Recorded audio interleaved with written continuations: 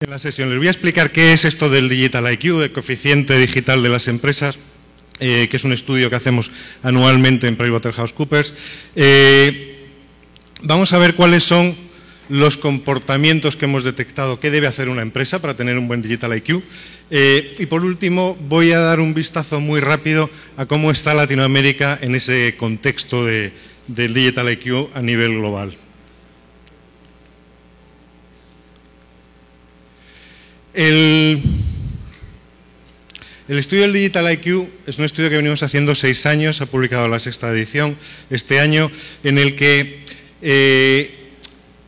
lo que intentamos medir es cómo están aprovechando las empresas el valor estratégico que les aporta la tecnología. Todos hemos sabido siempre que la tecnología tiene una importancia operativa dentro de las empresas, pero siempre se ha dejado más de lado esa importancia estratégica para poder ejecutar la estrategia de las empresas. Entonces, cómo de imbricada está la tecnología en esa estrategia de la empresa es lo que medimos con el Digital IQ. El estudio de este año tiene una novedad, han participado casi 1.500 ejecutivos de empresas de todo el mundo. He de decir que los ejecutivos que participan son de áreas de negocio, funcionarios de la empresa y responsables de sistemas. Precisamente está hecho con la intención de no tener una visión sesgada de las áreas de negocio por parte de las áreas de sistemas. Y está equilibrado al 50%, más o menos. Decía que tiene una novedad este año y es que es la primera vez que ha participado Latinoamérica, empresas de Latinoamérica en el estudio, ¿no? Y en concreto han participado, pues han sido como 188 empresas las que han participado de toda Latinoamérica, y me parece que han sido como unas 14 las que hemos entrevistado aquí en Colombia, ¿no? Empresas de Bogotá, de Medellín, y también he de decir, como luego voy a dar algunas malas noticias respecto al Digital IQ de las empresas latinoamericanas, he de decir que en Colombia nos hemos encontrado también best practices de empresas que son punteras y pioneras en esto que vamos a hablar del Digital IQ. Entonces, como digo, han participado ejecutivos de todo el mundo, casi 1.500, y lo que cabría preguntarnos es, si es que alguien se lo pregunta, ¿por qué esto de medir el Digital IQ? Lo cierto es que creemos, no es por presumir, nosotros, aunque ya saben que los consultores no somos demasiado humildes ni modestos, creemos que es el único estudio que realmente entra a medir y objetivar cómo se está aprovechando la tecnología en las empresas, ¿no? Pero cabe, sí que, decía que esta es la 6ª edición, cabe más interés por la revolución digital que estamos viviendo últimamente y que no se nos puede escapar a ninguno, y lo vemos continuamente en los periódicos, en la televisión, en la radio, en las conversaciones, en las cenas de amigos, se habla de todo lo que tiene que ver con la revolución digital, ¿no? Esta foto que ven ahí, no sé si alguno la habrá visto porque circula por internet, dicen, bueno, ¿y eso qué es? Pues eso que ven ahí es una fotografía tomada en la plaza de San Pedro en el año 2005, cuando se iba a recibir al entonces nuevo Papa Ratzinger. No, pues se ve ahí la gente expectante esperando a que saliera al balcón en el que sale siempre el nuevo Papa. Esta es la misma foto desde el mismo sitio en el año 2013. La diferencia, a ver si sé cómo funciona esto, la diferencia se nota claramente. En 2013 todo el mundo con sus teléfonos, con sus tablets, grabando la imagen de la bienvenida al Papa Francisco. Es decir, esto es una anécdota pequeñita de cómo está cambiando todo lo digital nuestra forma del día a día. La semana pasada mi hija Estela fue a su primer concierto de One Direction en Dallas, ¿no? Pues nosotros vivimos en Estados Unidos. Y me contaba como novedoso, bueno, para mí lo fue, porque recuerdo que cuando yo iba a conciertos, cuando era algo más joven, cuando llegaban las baladas encendíamos el mechero, la velita, cosas que todos ustedes habrán hecho. Y mi hija me contaba que habían encendido las linternas de los móviles y todo el estadio de los Dallas Cowboys estaba con las linternas de los teléfonos, ¿no? Que es otra versión de lo mismo que vemos en la foto. Pero bueno, podría dar un montón de datos, inundar estas transparencias de datos, seguro que ustedes conocen muchos más que yo, de datos que nos ilustran cómo está cambiando nuestras vidas a nivel personal, a nivel profesional, con esto de la revolución digital, de las nuevas tecnologías. Lo primero que cabe tener en cuenta es que existen lo que llamamos los nativos digitales, esos que su chupete lleva el pendrive ya incorporado y el puerto USB, que simplemente por ilustrarlo con un dato, en el año 2020, en UK, el número de nativos digitales va a ser el 61% de los compradores, de los consumidores, respecto a un 19% que hay hoy en día. ¿Esto qué significa? Que hoy se está preparando la generación que va a ser los compradores, va a ser la fuerza de trabajo del futuro y los cuales a nuestras empresas van a ser nuestros clientes, nuestros empleados y los que van a mover la economía y la sociedad. Eso evidentemente es algo que debemos tener en cuenta, porque los nativos digitales pues son los que cuando ven alguna pantalla brillante, sea un cristal de una puerta o lo que sea, hacen así con la mano para ver cómo se activa, ¿no? Y tenemos que estar preparados como empresas para relacionarnos con ese tipo de empleados, consumidores, clientes, en los diferentes ámbitos que los podamos ver. Cisco estima que para el año 2020 va a haber 50.000 millones de dispositivos conectados a la red, lo cual significa multiplicar por 7 el número de personas que va a haber en el mundo en ese momento, ¿no? Eso no quiere decir que vayamos a ir con 7 dispositivos cada uno, que ya hay mucha gente que va con 2 móviles, ¿no? El personal y el de trabajo. Significa que va a haber muchas cosas, y de ahí cosas lo del Internet of Things, conectadas a Internet enviando y recibiendo datos, ¿no? Serán sensores, serán máquinas, serán los dispositivos que utilizamos a nivel personal. Otro dato que me ha parecido muy interesante, y este es de Gartner, en estos años que vivimos de crisis, sobre todo en algunas regiones, pues Europa, como saben, lo está pasando fatal, donde ha habido mucho recorte por parte de las empresas y las áreas de tecnología, de los sistemas de información, son una de las grandes perjudicadas de esos recortes. La realidad es que la situación no es tan mala como podemos pensar. Y la prueba es que en el año 2014 se van a invertir 3,8 billones, y cuando digo billones no son los billion americanos, son trillion americanos, o sea, billones de los nuestros, en iniciativas relacionadas con las tecnologías de la información.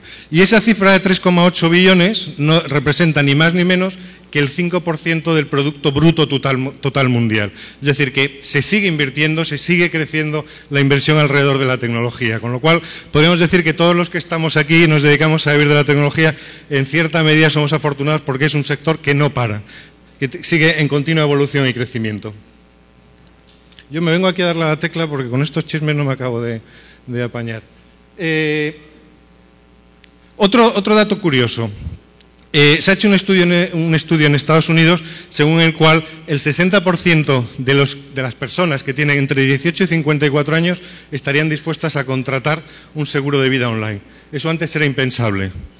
Un producto como el seguro de vida, a lo mejor comprar un libro en Amazon, eso estamos más acostumbrados, pero contratar un seguro de vida por Internet era impensable. Ya vemos que la situación está cambiando. Y estos no son los nativos digitales, estos son los inmigrantes digitales, los que tienen capacidad de compra hoy, ¿no? O casos como el de la abuelita que se ve ahí en la imagen, no sé si llegarán a tejer en un ordenador, pero desde luego eso, por ejemplo, es uno de los beneficios que traen iniciativas como la que se ha llevado, se sigue llevando a cabo en Colombia, de llevar la banda ancha a los municipios, que permite que haya muchos más inmigrantes digitales, ¿no? Esos más de 1000 municipios ya que tienen la banda ancha, eso es una iniciativa pionera, y yo que me toca viajar por casi todo el mundo, vivo más en los aviones que en mi casa, tengo que decir que es una experiencia que no la hay, y por lo menos no hay al ritmo y a la velocidad que se ha hecho en este país. Y luego, por otro lado, la convergencia digital que ha hablado antes el conferenciante anterior, convergencia digital que es el mundo de la tecnología, lo podemos ver en la dimensión de la empresa, la informática de gestión de la empresa, lo podemos ver en la parte más industrial o de mecanización de la empresa, ahí también hay tecnología, por los sistemas que controlan una planta industrial o que controlan la apertura, cierre de las puertas de un embalse, eso es la parte más industrial de la tecnología, y luego está la tecnología personal, la que utilizamos nosotros, que puede ser el teléfono móvil, puede ser el coche, que ya llevan un montón de sensores y de computadores a bordo. Todas esas tecnologías, que al final es el mundo digital que nos rodea, están convergiendo, ¿no? Y esa convergencia genera oportunidades, luego hablaré también que también genera, como no puede ser de otra manera, sus amenazas, ¿no? Pero si lo trasladamos a dinero, y esa estimación es de IDC, lo que se estima es que va a haber un negocio en términos de revenue de alrededor de 8,9 billones, y de nuevo son billones de los nuestros, de dólares para el año 2020, y con un crecimiento medio sostenido hasta entonces de casi el 8%, ¿no? Con lo cual vemos que estamos en un entorno en el que se sigue invirtiendo dinero, en el que sigue habiendo cambios, y además me atrevería a decir que nunca en la historia de la humanidad en los últimos siglos ha habido tantos retos, tantos desafíos tecnológicos como tenemos ahora. Porque antes venían de uno en uno. Esto lo reflejaron muy bien los ingleses cuando hicieron la ceremonia de inauguración de los Juegos Olímpicos, que hicieron un recorrido por toda la historia, no sé si lo recuerdan, y vino la época del ferrocarril, de la imprenta, luego llegaron pues, los aviones. Hemos ido viviendo retos tecnológicos, pero venían de uno en uno o de dos en dos. Nunca se ha dado una situación como la que tenemos ahora, que tenemos muchos frentes tecnológicos abiertos que nos están cambiando, ¿no? Y lo cierto es que el que no se suba al barco de todos esos cambios, pues se queda atrás. Hay un estudio que hacemos nosotros, que se llama el CEO Survey, que consiste en entrevistamos a CEOs, entendiendo CEOs, consejeros delegados, presidentes de empresas de todo el mundo, ¿no? Y de diferentes sectores. Nos ha llamado mucho la atención que en el que hemos publicado este año, que se publicó en la primavera, bueno, iba a decir la primavera, depende de la parte donde estemos, en marzo de este año, del 2014, se publicó el último estudio. En ese estudio hemos visto que se produce un cambio radical frente a los años anteriores. Y es que los consejeros delegados, los presidentes de las empresas, cuando les hemos preguntado de todas las megatendencias que hay, 12 se decía en la conferencia anterior, nosotros en Price utilizamos 5, pero bueno, al final es lo mismo. Decíamos, de todas las megatendencias que hay, la escasez de recursos, el cambio climático, los cambios demográficos, de que la pirámide de la población se está envejeciendo, la urbanización, ¿no? Que la gente está yendo de las zonas rurales a las zonas urbanas. De todos esos, ¿cuál es el que piensa que más va a impactar en su negocio? Y por primera vez, como digo, en todos los años que vamos haciendo el estudio, nos hemos encontrado que el principal reto para los máximos responsables de las empresas es la tecnología, el aprovechar todas las oportunidades que les brinda la tecnología. Y lo ven como una oportunidad y también lo ven como una amenaza, porque precisamente la tecnología disminuye las barreras de entrada para empresas, nuevos entrantes con menos capacidades y recursos económicos puedan entrar a competir con las empresas establecidas, ¿no? Eso es uno de los miedos que tienen los consejeros, pero lo que tienen clarísimo es que es el principal reto que tienen por delante frente a cualquiera de las otras megatendencias, ¿no? Cuando les hemos preguntado ¿por qué? ¿Por qué piensan que es el principal reto? Básicamente la respuesta que nos hemos encontrado es porque nos va a cambiar el modelo de negocio. Y la tecnología va a cambiar la forma en que desarrollamos nuestros negocios. También les preguntábamos, bueno, y ante otro tipo de retos, pues no sé, la influencia que pueda tener la legislación del gobierno en su país. Esto, por ejemplo, en negocios regulados, o sea, en sectores regulados, como pueda ser los servicios financieros o como pueda ser el mundo de la electricidad, bueno, todos los sectores regulados que hay, incluso frente a esos pequeños detalles de influencias externas que puede tener la empresa, siguen viendo la tecnología como el principal reto y la principal oportunidad.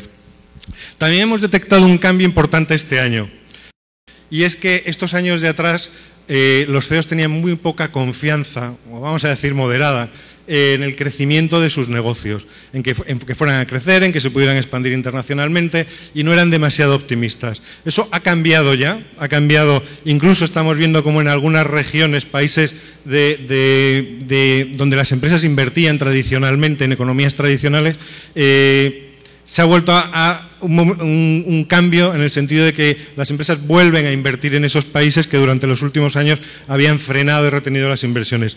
Los CEOs son más optimistas respecto al crecimiento de los negocios. Estos años de atrás se han enfocado mucho en la eficiencia y ahora el cambio de chip está a empezar a pensar en el crecimiento de los ingresos, en los clientes, en todo lo que tiene que ver con trabajar más en la línea de ingresos que en la de costes. No quiere decir ni mucho menos que nos olvidemos de la dimensión de los costes, pero bueno, hay que tener en cuenta las dos dimensiones y, como digo, la parte de cliente pasa a ser prioritaria. Y eso plantea también una serie de retos y de oportunidades de cómo podemos utilizar la tecnología para dar respuesta a esa dimensión de sacar el máximo partido de los ingresos. Hay otro aspecto que no debemos olvidar, y es que a los CEOs también les preocupa que los señores del chupete digital que veíamos en la imagen anterior van a ser sus trabajadores del futuro. Tienen que pensar cómo atraer ese talento, cómo desarrollarlo, cómo retenerlo y cómo relacionarse con ese nuevo tipo de clientes, que es un cliente mucho más informado, que tiene digamos, más herramientas para tomar decisiones a la hora de hacer una compra. Cuando les hemos preguntado a los CEOs cuál es para usted de las diferentes palancas que todos conocemos que hay para que crezca un negocio, que pueden ser las fusiones, las adquisiciones, las compras de cartera, la internacionalización, todas esas reglas que nos enseña cuando hacemos la maestría, la que nos han dicho que la principal herramienta que tienen a su alcance para conseguir mejorar los ingresos y dar un mejor servicio a los clientes es la innovación en productos y servicios. Y aunque la innovación no tiene por qué ser tecnológica, porque hay innovaciones que no son tecnológicas, pero todos somos conscientes y sabemos que la tecnología juega un papel fundamental en todo lo que tiene que ver con la innovación. Y como se ve ahí, frente a cualquiera de las otras causas, el foco lo ponen en, se ha comentado antes en el panel que ha habido antes, que la innovación es una herramienta fundamental para el éxito de las empresas en el futuro. Dicho esto, hemos visto que hay un contexto de cambio, de revolución, de transformación digital. Les he dado algunos parámetros, algunas pinceladas de cifras que ilustran cómo es esto. Como he dicho, podría haber muchas más. El estudio del Digital IQ de este año nos ha permitido descubrir de una manera, voy a decir, metodológica o con cierta ciencia, cuáles son las características que debe tener una empresa para poder tener un buen Digital IQ. Y es lo que les voy a explicar a continuación. Y lo hemos concretado en 5 comportamientos clave. Hemos visto que aquellas empresas que aprovechan bien la tecnología, o dicho de otra manera, que tienen un buen Digital IQ, están en el cuadrante mágico respecto a sus competidores en términos de performance, o sea, de rendimiento o de desempeño en ingresos, en costes y en innovación. Es decir, y lo hemos cuantificado en que una empresa que aprovecha bien los recursos digitales tiene 2,2 veces más posibilidades de estar en el cuadrante mágico que aquellas que no están utilizando la tecnología. Y para conseguirlo, como decía, hemos identificado 5 comportamientos. El primer comportamiento, ahora voy a explicar cada uno de ellos en un poco más de detalle. El primer comportamiento es que el CEO, me da igual llamarlo CEO, o sea, el consejero delegado, el presidente, el gerente general, es decir, el máximo responsable de la empresa sea el abanderado de la transformación digital dentro de la empresa. Ese es uno de los comportamientos. El segundo es que exista una fuerte relación, y me refiero a relación profesional, no salir de copas, entre el responsable de sistemas de la empresa, el CIO, y el CMO, que nos referimos fundamentalmente al responsable de mercadeo, marketing, comercial, como quiera que se le llame. Ese es el segundo comportamiento. El tercero tiene que ver con la innovación, pero no vamos a decir que las empresas tienen que innovar porque eso ya sonaría tópico. El mensaje aquí es utilizar lo que nosotros llamamos, y perdón por el anglicismo, un enfoque outside in, es decir, que la innovación, que traigamos innovación de fuera dentro de la empresa. La innovación no tiene por qué ser solo interna dentro de la empresa. Y luego, como digo, lo voy a explicar un poquito más. Por supuesto, las empresas necesitan hacer sus inversiones en plataformas tecnológicas, pero no se asusten que yo no voy a hablar ni de bits, ni de bytes, ni de unos y de ceros, pero sí hay aspectos relacionados con las plataformas tecnológicas necesarias en los que voy a hacer hincapié. Y por último, aparecen nuevos skills, nuevas capacidades que hacen falta dentro de la empresa para poder aprovechar todas las oportunidades digitales. Ya he dicho antes que los CEOs están muy concienciados respecto al uso de la tecnología en sus empresas y ha pasado a ser su prioridad y estar como el punto número 1 en la agenda de prioridades. Pero ese gráfico que se ve ahí, que posiblemente desde atrás quizás no se lea muy bien, pero la gráfica de arriba de ese área gris representa, para algunas preguntas que les hacíamos relacionadas con el uso de la tecnología, en qué medida a usted le preocupa pues, la explotación de la información de sus clientes, el sacar datos para que les faciliten la toma de decisiones de negocio, bueno, una serie de preguntas. En todos esos aspectos, los CEOs nos han dicho, no, me preocupa muchísimo. Este es un tema que me preocupa muchísimo, estoy muy preocupado, lo tengo en la agenda. Cuando luego les hemos preguntado, bueno, pues ahora, de estos temas que le preocupan muchísimo, dígame usted cómo los tiene reflejados en el plan estratégico de la empresa. Lo que nos hemos encontrado es la curva de abajo. Hay un dicho que en España utilizamos mucho, no sé si aquí también por estos lugares se utiliza, que es del dicho al hecho hay un gran trecho. Es decir, que me preocupan mucho los temas tecnológicos, pero no los estoy reflejando para nada en la estrategia de mi empresa, ¿no? Con lo cual ahí hay un gap que evidentemente los CEOs deben cubrir.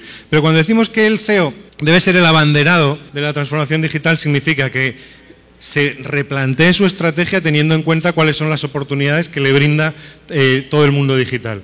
Significa que algo que vemos nosotros como consultores en las empresas, que son las batallas, vamos a decirlo así, internas entre áreas funcionales, discutiendo esto lo hago yo, esto lo haces tú, esto forma parte de mi presupuesto, esas batallas muchas veces absurdas que surgen de quién es la responsabilidad de acometer una determinada iniciativa, es algo en lo que el CEO también debe preocuparse y tomar cartas en el asunto. Es decir, el CEO es el responsable no solo de definir y ejecutar la estrategia, sino de definir el modelo de gobierno dentro de su empresa, repartir las responsabilidades y asegurarse de que todas las iniciativas estratégicas de la empresa tengan su vertiente digital, vamos a decirlo así, y además esté delimitado claramente cuáles son los roles y responsabilidades de cada una de las áreas. El segundo comportamiento al que he hecho referencia es la relación entre CIOs y CMOs. El año pasado el estudio nos decía que para que las empresas aprovechen bien los recursos tecnológicos tiene que existir una cohesión y una coordinación y colaboración entre todos los miembros del comité de dirección, directorio, como quieran llamarlo, es decir, los máximos responsables de las áreas funcionales. Es decir, esto no es un tema de que el señor de sistemas se encarga de... sino que es una decisión que afecta a toda la empresa, afecta a todas las áreas funcionales y tienen que trabajar unidamente. Eso, como digo, es una conclusión del estudio del año pasado. Lo que nos ha llamado la atención este año es que se pone mucho más el foco en la relación entre el área de marketing y el área de sistemas de información. Y esto es así por una razón muy sencilla. He explicado antes que la atención se está poniendo por parte de las empresas de nuevo en la generación de ingresos, en la relación con el cliente, en todo lo que tiene que ver con el mercadeo y con lo comercial. Y eso, lógicamente, pone al responsable de marketing en el ojo del huracán o en el punto de atención de los focos. Como de lo que estamos hablando es de la utilización de tecnologías y de las oportunidades digitales, evidentemente esa relación entre el responsable de marketing y el responsable de sistemas se convierte en una relación mágica, en el sentido de que si eso no funciona, pues no van a aprovechar las oportunidades, y si funciona hay muchas más posibilidades de que tengan éxito. Una discusión que suele ser habitual y también la vemos muchas veces en los clientes es la pregunta que nos hacen es ¿y dónde tiene que estar el presupuesto para ejecutar una iniciativa digital? Si yo quiero pues, lanzar una campaña de marketing digital utilizando las redes sociales, ¿lo hace el área de marketing? ¿Lo hace el señor de sistemas? Bueno, la respuesta es obvia, ¿no? Por lo que acabo de decir. Tiene que hacerse conjuntamente. El debate sobre dónde tiene que estar el presupuesto, en nuestra opinión, es un debate absurdo. Es decir, el presupuesto que esté donde esté me da igual siempre y cuando lo gestionen de manera coordinada y se pongan de acuerdo a la hora de tomar las decisiones de inversión. Y de hecho lo que vemos es que en todas las empresas que han participado en el estudio este año, el 47% del gasto en tecnología está fuera del área de IT.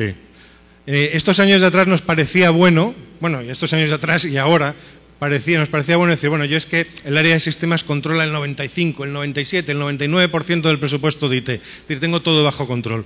Bueno, pues eso yo le diría, ni es bueno ni es malo. O sea, lo importante aquí es, como digo, cómo se gestiona el presupuesto, no quién es el dueño de ese presupuesto.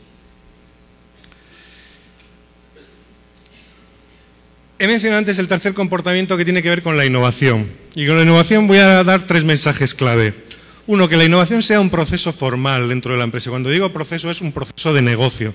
Innovar no es sentarse, clavar los codos y ponerse a pensar, o meterse en una sala de reuniones, quedar todos y vamos a hacer un brainstorming de ideas. Eso, es una forma de innovar y estoy exagerando un poco el ejemplo, pero cuando digo hablar de innovar es las empresas con un mejor Digital IQ son aquellas que tienen la innovación como un proceso formal, que tienen unas métricas para medir la innovación, y sobre todo que utilizan ese enfoque outside in que decía antes, es decir, que incorporan innovación o agentes externos en la innovación. Sobre las métricas, un comentario. Las métricas de innovación no siempre tenemos que hacerla en términos de retorno económico, porque muchas veces la innovación, las iniciativas innovadoras no me producen un retorno en el primer momento o no le puedo atribuir a determinadas iniciativas los beneficios que generan directamente por esa iniciativa en sí mismo.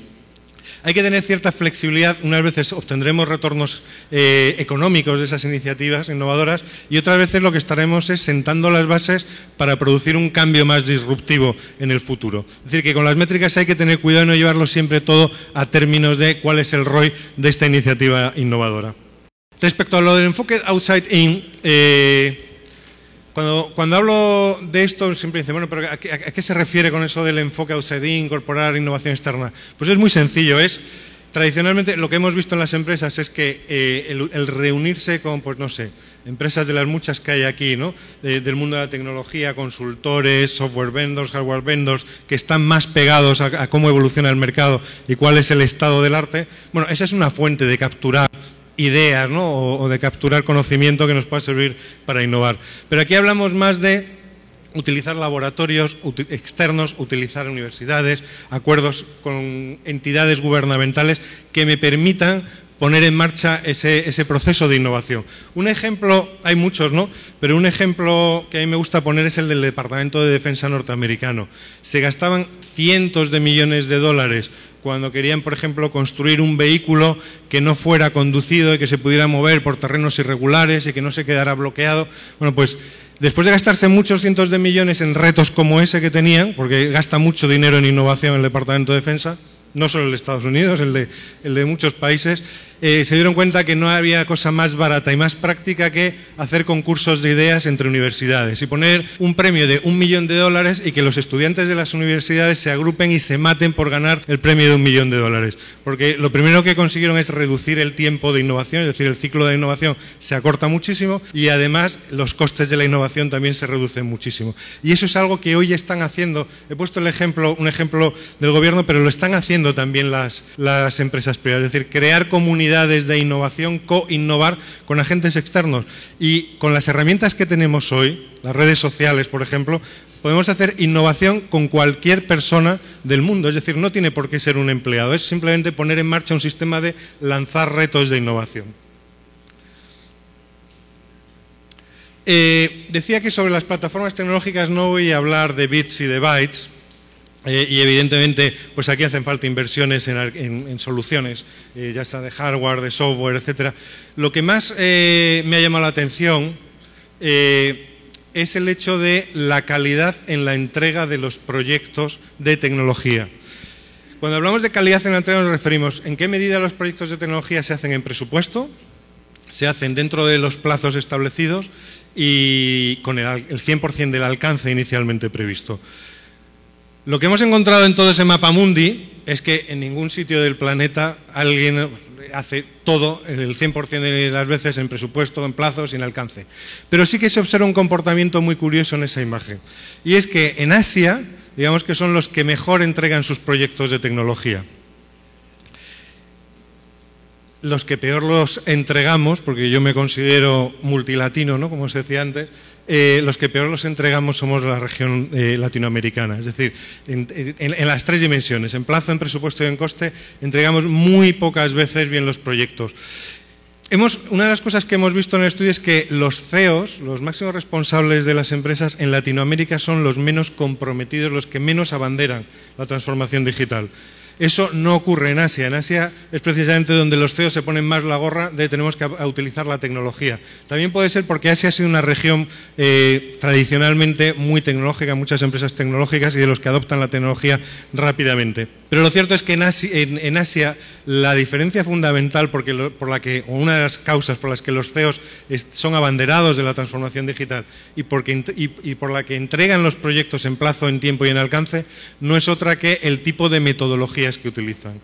Allí son mucho más propensos a utilizar las metodologías que llamamos ágiles, ¿no? Como el Scrum, que básicamente lo que nos dicen es no haga usted proyectos mastodónticos de grandes inversiones, una fase de 1 año y medio que se ha gastado no sé cuántos millones de dólares, porque cuando llegue el momento del hito de entrega de ese proyecto, si ha habido problemas por el camino, ya el retraso que se ha acumulado, la inversión que se ha hecho, ya es difícilmente recuperable. Y además la entrega de beneficios para el negocio llegan tarde.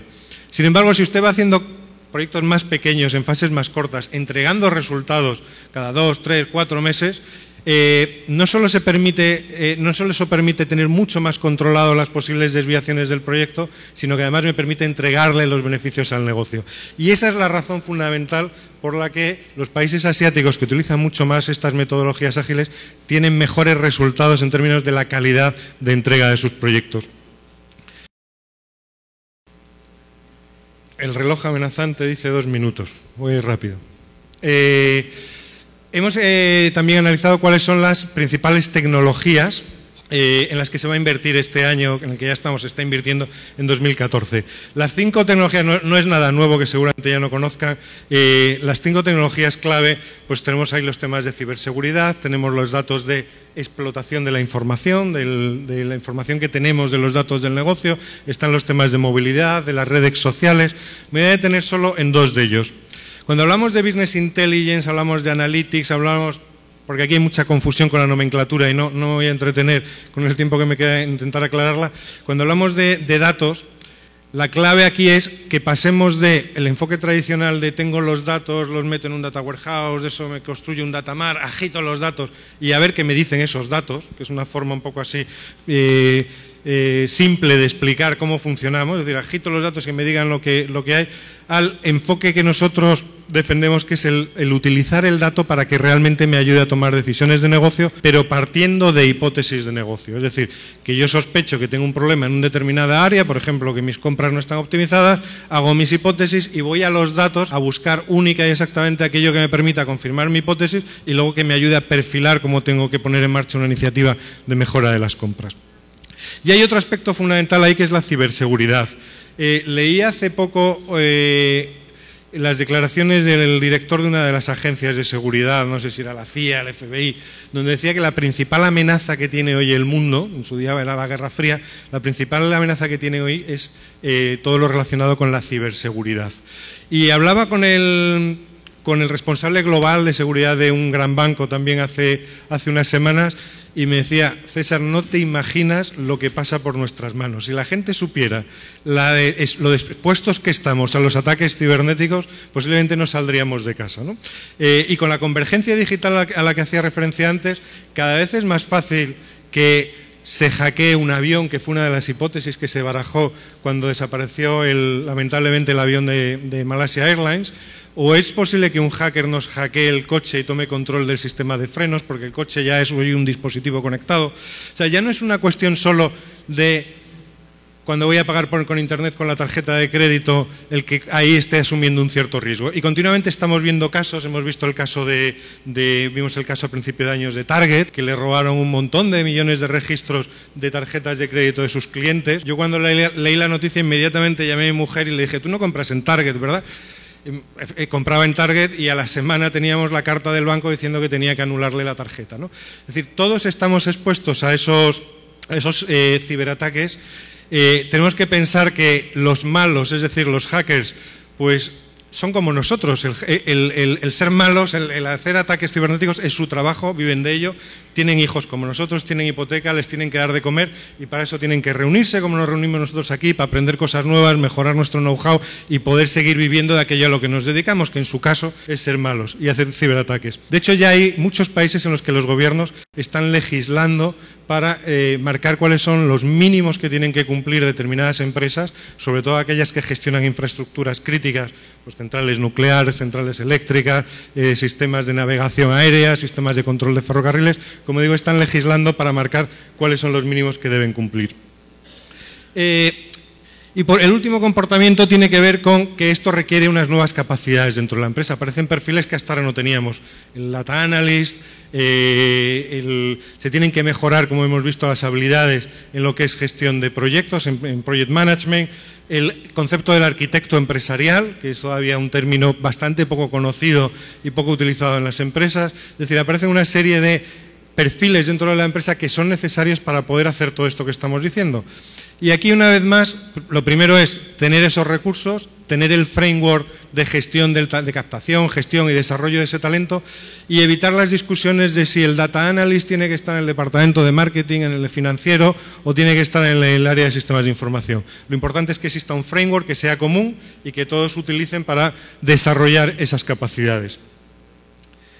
Y ya por último, lo que les prometía de unas pequeñas conclusiones de qué es lo que pasa en Latinoamérica.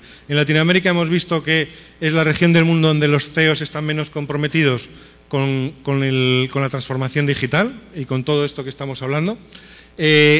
Por lo general hemos visto también unos niveles muy bajos en la empresa de concienciamiento respecto a la importancia estratégica de la tecnología, no solo a nivel de los CEOs, sino también a nivel de los directores de las áreas funcionales.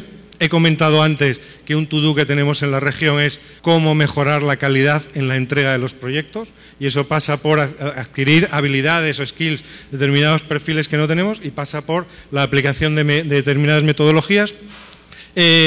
Y ya por último decir que, no sé si lo he dicho, que la región, no solo donde los CEOs están menos comprometidos, sino el peor Digital IQ de todo el mundo lo hemos obtenido de media, de datos medios, en la región de Latinoamérica.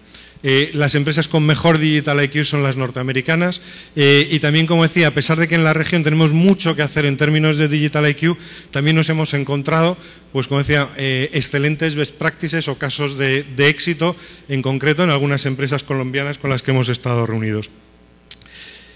Y esto era mi presentación. Al final creo que me he pasado un poquito del tiempo. No sé si tienen preguntas, y si no, muchas gracias por su atención.